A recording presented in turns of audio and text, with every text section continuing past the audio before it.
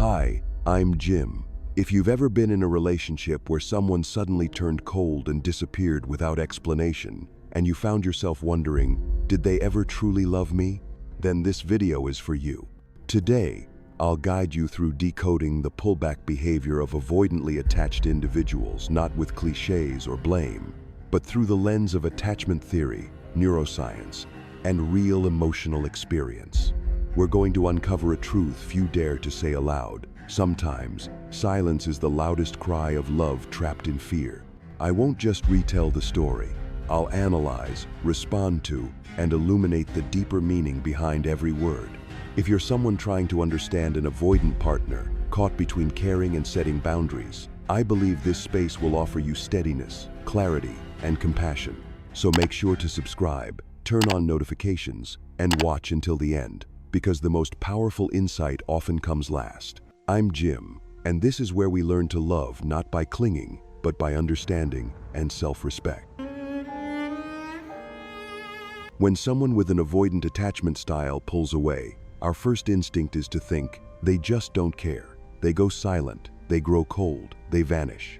And we, left in the wake of that distance, sit with emptiness and doubt. If they loved me, why would they do this? But here's the paradox: they don't pull away because they feel nothing.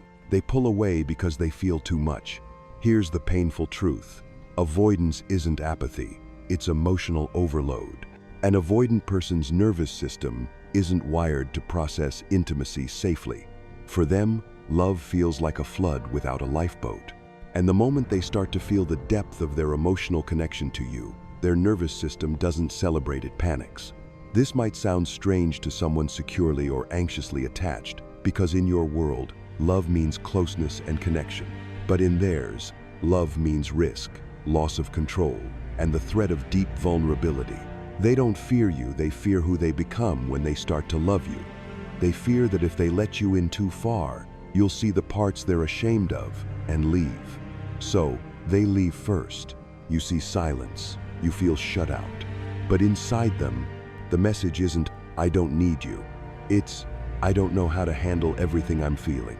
It's a nervous system shutdown, a survival reflex to disconnect from overwhelming emotional waves they were never taught to navigate. And here's the most important thing. They didn't choose this reaction. They're not pulling away to hurt you. This is a trauma reflex, often rooted in early experiences where expressing feelings led to punishment, abandonment, or shame. To them, love isn't a safe haven, it's a battlefield. And when you show up with stable, judgment-free love, it doesn't calm them, it confuses them. Because a nervous system conditioned by chaos doesn't recognize peace. It doesn't trust it. So they pull away not to manipulate, not to play games, but to regain a sense of control in an inner world spinning out. That's why you must resist taking their retreat personally. You can't prove your love by chasing, begging, or over-explaining. That only triggers their alarm further. What you can do is stand still, grounded, and emotionally regulated. You don't need to be their healer, but you can be a symbol of safety, not through words, but through the calm energy you offer. No judgment, no pressure, no panic. It's your emotional stability that begins to teach their nervous system. Maybe this time, love isn't danger. And that is the first step toward helping them rewrite a truth they never believed was possible, that love can actually be safe. And that's where an even deeper truth reveals itself. For someone with an avoidant attachment style, love isn't comfort. Love is a threat. The freezing response you see on the outside is just the surface of an emotional earthquake happening inside. They don't avoid love because it means nothing. They avoid it because it awakens everything that ever hurt them. Imagine this. If in the past, every time they opened their heart, they ended up abandoned, betrayed, or deeply hurt, then their brain and nervous system learned one thing: love is dangerous. And their body believes it, not as a conscious thought, but as a survival reflex.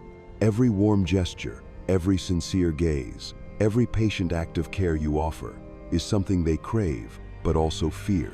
So when you come closer, not just physically, but emotionally, they begin to panic. Their mind floods with questions. Will I get hurt again? Will this person really stay? Or is this just another cycle? Connection, and then abandonment. These questions aren't spoken aloud.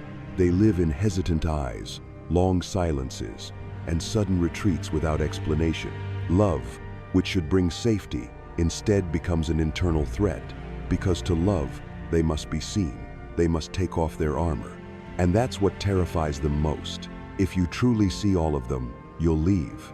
Deep down, they carry the belief that they are too much, not enough, or unworthy of stable, healthy love. So they don't love gently, they love in self-defense. They test, avoid, delay, distract themselves with work, distance, or perform busyness not because they don't care, but because they care too much. And they lack the tools to process that intensity. Even when things are going well, they don't feel at peace. In fact, it's often when you love them the most that they fear the most. Because they know, if I let myself feel everything and this falls apart, I'll be destroyed. And so, to avoid collapse, they do the only thing they know. They pull away first. You might feel betrayed, abandoned in the middle of something real. But understand, they're not running from you. They're running from the emotions inside them that you awaken. Love doesn't mean no feelings. It means too many feelings, all at once, and no way to manage them. In a world where they've been hurt by people who said, "I'll stay," and didn't, they've lost trust in consistency. Your kindness makes them wonder, is this real or just temporary? They won't ask you. They'll go quiet and observe. But inside, they're fighting a war. What they need isn't someone to convince them with words. They need an emotional experience of safety, where patience doesn't become pressure, where stability doesn't turn into control, where love doesn't come with unspoken terms. And you need to remember this, too. Their pain is not your responsibility. You are not here to rescue them from themselves. But when you understand this, you stop reacting with fear to their retreat. You realize their silence is not the end, it's the storm they must survive alone. The more steady you remain, the less reactive, the more their nervous system starts to sense. Maybe this time, love isn't a trap. Maybe this time, the person in front of them isn't here to harm, but simply to be present and to stay. And then, when their emotions peak, when their body can no longer contain the overwhelm, they withdraw not just to breathe, but to observe. This isn't cold indifference. It's a subconscious test. What will you do when they stop performing for you? Avoidance, though they rarely admit it, carry a deep, unhealed question. Do you only love me when I'm available, pleasing, responsive, or can your love survive when I'm scared, silent, and shutting down? And to find the answer, they step back. That withdrawal is the test. Will you chase? Will you panic, pressure, issue ultimatums? Or will you hold your calm, your groundedness, and your emotional independence? That's what they're watching for. Not to punish you, but because their past taught them love is conditional, that they are only safe when they are easy, open, agreeable. So they need to know, can you love the part of them that disappears? Can your love withstand silence without turning into threat? What they won't say is, they're tracking your energy, not your words, but your reactions when you don't get what you want. If you grow angry, anxious, or demanding, they file that away as proof that your love has conditions. But if you keep your breath steady, stay rooted in self-respect and compassion, then a small crack opens in their armor. Distance, then, is not just physical space, it's a laboratory for trust. It allows them to test, can I stop engaging and still be accepted? In their world, love has always meant sacrificing autonomy, losing their voice, and being emotionally engulfed. So they back away not to escape, but to test whether you'll invade. And if, in that space, you begin to lose patience, demand emotional access, or try to force resolution on your timeline, their nervous system will register that as another threat. But if you remain, you warm without pushing, present without pressing, gentle without vanishing, then you become living proof that love can exist without control.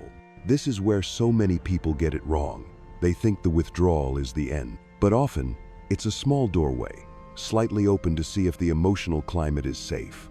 And if you understand this, you'll stop reacting with fear and instead respond with the calm of someone who knows their worth. Avoidants don't need you to prove anything. They just need a reason to believe.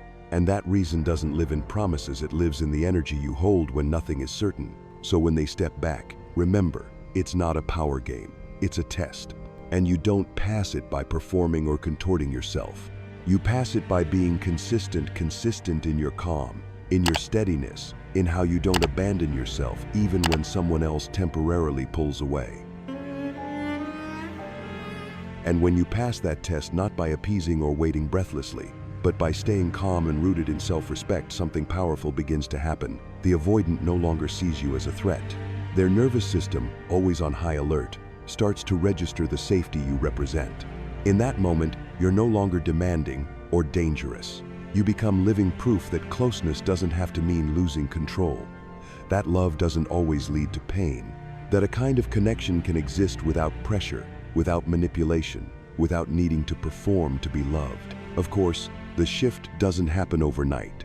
For someone avoidant, trust isn't given, it's built, slowly, bit by bit, through how you don't criticize them when they pull back, through how you still honor your worth without withdrawing your warmth, through how you allow them to return if they're ready without punishing their hesitation with passive silence or subtle guilt. When you can be there without invading, you show them that love can be a breathable space, not a suffocating one. You become the first person who doesn't make them choose between love and freedom. And paradoxically, it's that freedom that makes them begin to want to return. Avoidants don't fear love, they fear losing themselves in love. They've lost themselves before trying to please others, being controlled in unhealthy dynamics. So when you don't force them to open up, when you don't demand emotional performances on your terms, you are healing a wound they may not even know they have. And here, you're tested too.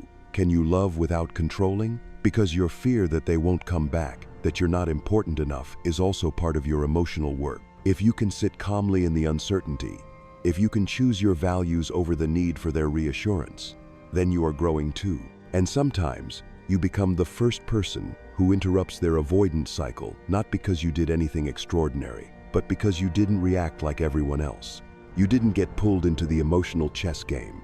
You didn't chase. You didn't vanish. You stood steady like a shoreline, without noise, without drama, without needing promises. In that quiet presence, the avoidant begins to feel something they never thought possible, that love doesn't always lead to pain. And with each moment they experience that from you, their armor cracks just a little more. Not to let you in, but to let themselves step out. The remarkable thing is this: once you understand this, you stop needing them to change quickly. You're not loving them to fix them. You're not staying to be rewarded. You stay not to tolerate, but to show up fully, with clarity, dignity, and deep love. And if they do find the courage to return, you'll greet them with honesty. I'm still here, but I'm not staying at any cost. The love I offer isn't an anchor to trap someone. It's a gift freely given, freely received, but I won't abandon myself to make you comfortable. But even as their armor begins to crack, even as their nervous system starts to register that you're not a threat, they still don't come back right away. Because behind the fear of getting hurt lies an even deeper fear, the fear of being seen. Avoidants aren't just afraid of love, they're afraid of being truly seen. They fear that if you really saw all of them, the wounds, the contradictions, the insecurities they've worked so hard to hide, you would change the way you look at them. It's not physical closeness they fear most, it's emotional closeness. True connection not through surface conversations, but through a gaze that sees everything and still doesn't judge. That's what shakes them the most. So when you stay consistent, when you don't leave, when you ask for nothing yet remain present, they start to feel exposed. And for someone who has lived their whole life in defense mode, that doesn't feel like safety, it feels like risk. It might even trigger another final retreat, a last reflex to maintain control and avoid being emotionally naked. This is where you'll feel tempted to react. After everything I've done, how could they still pull away? How is loving them this gently still not enough? But it's precisely in this moment that you must become the most emotionally mature person in the room. Because they're wrestling with something you can't see, a deep memory, where real emotion was met with rejection, where being seen meant being judged, hurt, or abandoned. They're not running from you. They're running from the possibility that you might truly see them and then leave. And if you understand that, you won't meet this final withdrawal with anger or devastation. You won't shut the door with reactive pain. You'll recognize, this isn't indifference, this is the threshold of trust. Sometimes, the moment they trust you most is also when they test you again. They might pull away one last time to see if you change. Will you shame them, disconnect, Withdraw the safety you once offered? Because that's how they've been left before, suddenly, just when they started to believe. And if you can stay steady through this without begging, without demanding, without retaliating with silence, something inside them begins to shift, not collapse but open. A softening in the chest, a loosening of fear. A realization that maybe, just maybe, if they step out from behind the wall, this time it won't end in pain. From here on, every one of your reactions becomes part of how they redefine what attachment means. You don't have to say the perfect thing. Just be a space where they don't have to hide. Your consistency, kindness, and integrity become the foundation for something they've never known. That being seen doesn't automatically mean being abandoned. And in that hesitance, in the pulling away, looking back, and pulling away again, something is being healed, not through speed, but through the kind of unconditional safety that teaches love doesn't have to control. It can simply be a space where truth is allowed even when that truth is messy, slow, or incomplete. And then, if you remain steady, safe, and still not meeting their retreat with chaos, something subtle begins to happen. They start to return, not with words, not with a bold conversation, but through small movements, nonverbal signals, a casual message, a story view, a hesitant check-in. To them, this isn't a game. It's the language of someone unsure if they're still welcome. A tentative return, testing the emotional atmosphere to see if it's still safe. And what you need to remember is, if they return, don't mistake it for a commitment. Don't hand your heart back over just because of one faint signal, but also don't punish them for it. Because for the avoidant, coming back is risky. Every step toward you is a breach of the isolation they've built to feel in control. And they don't need you to label every move. They don't need interrogation like, so what do you really want? What they need is to feel that the safety you once created is still there, steady, but not submissive, open, but not dependent. And here is where you must ask yourself, do I still want to open my heart to this person? Am I still strong enough to continue? Their return, even in silence, is an invitation, but you have every right to decline. You have every right to walk away if your peace no longer lives here. And if you choose to continue, do so with awareness, not fantasy. Don't convince yourself this return means everything has changed. It's only a slightly open door. Avoidants don't return with grand apologies. They return through quiet presence. And for someone who has been abandoned, this can feel triggering, especially if you're longing for clarity. But if you're learning to attach securely, you'll understand. Clarity doesn't come from them, it comes from you. You don't need to respond to every signal they send. You don't have to pretend not to care either. What you do need is to be honest with your own feelings and hold your boundaries with clarity. If they come back, you can receive it gently, but you don't need to step into the same old cycle, not unless they show they're also ready to do their inner work. That might bring sadness, the realization that a deep connection may never become something lasting. But here's the truth. Love is not enough without self-awareness. And someone cannot step into a healthy relationship if they're not willing to see themselves clearly and take responsibility for what they bring.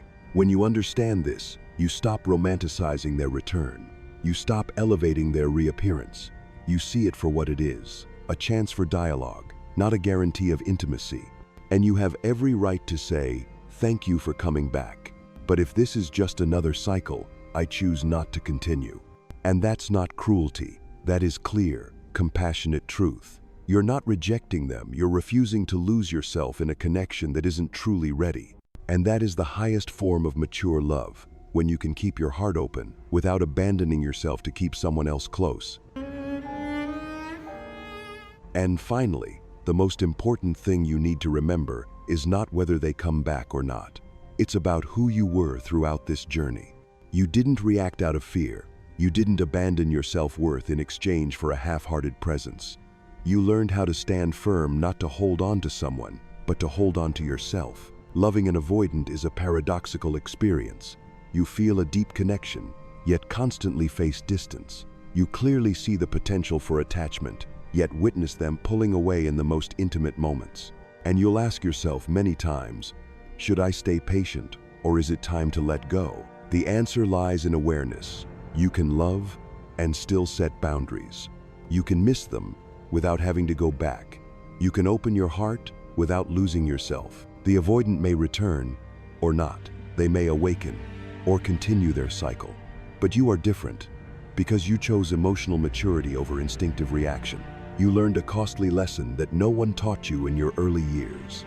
That true love doesn't require begging, forcing, or waiting in pain. Love is a place where you can be yourself, and the other person can be too.